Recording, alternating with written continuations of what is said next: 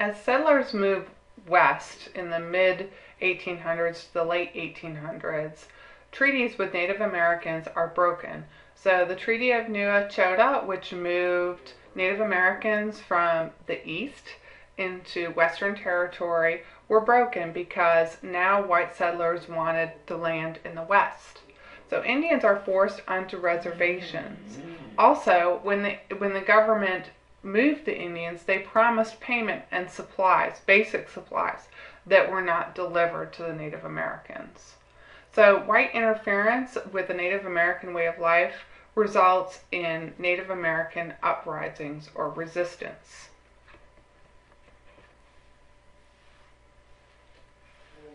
One of the first and most devastating offenses to Native Americans took place in 1864 when a group of peaceful Southern Cheyenne and Arapaho Indians were massacred by a band of Colonel John Chivington's Colorado Volunteers at Sand Creek, Colorado.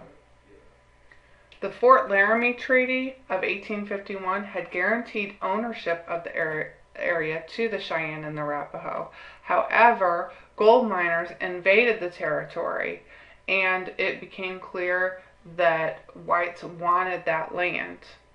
So John Chivington's Colorado Volunteers, which was an organized militia, attacked and killed 148 Native Americans. More than half are women and children. This is purely an act of treachery and essentially unprovoked.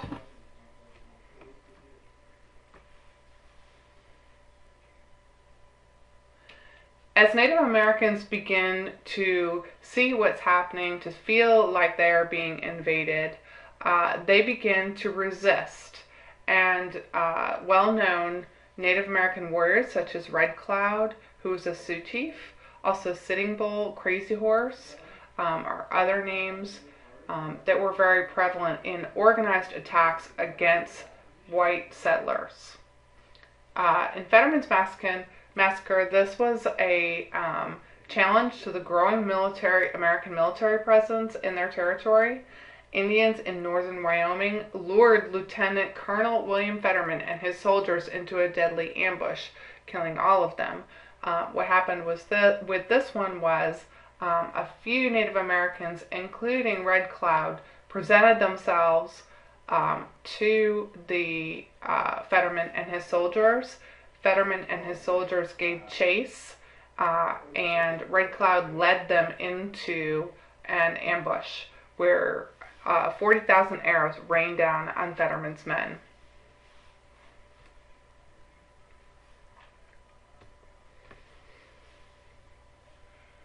Another very devastating and well-known offense against Native Americans happened against the Nez Perce Indians in 1877.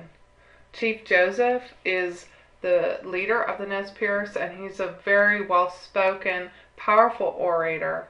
And he compared his people to white settlers as a deer is to a grizzly bear.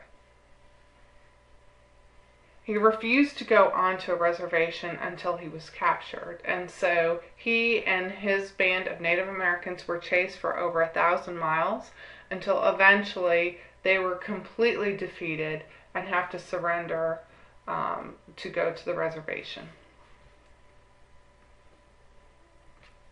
Chief Joseph wrote about his experiences fighting against the whites, and his language is amazing. He writes, "I write these notes of my life while I am on the run. My people, the Nez Perce Indians, are being chased by the Army of the United States because we will not go to a certain piece of land that they have picked for us to use. We know the land is useless. That's why they're giving it to us and taking our land. We are a proud people, but not stupid.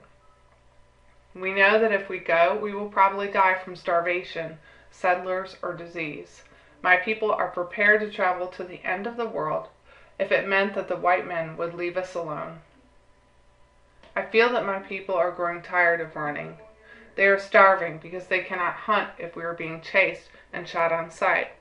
I am planning a speech to my people. I'm going to say to my people that we should fight no more forever.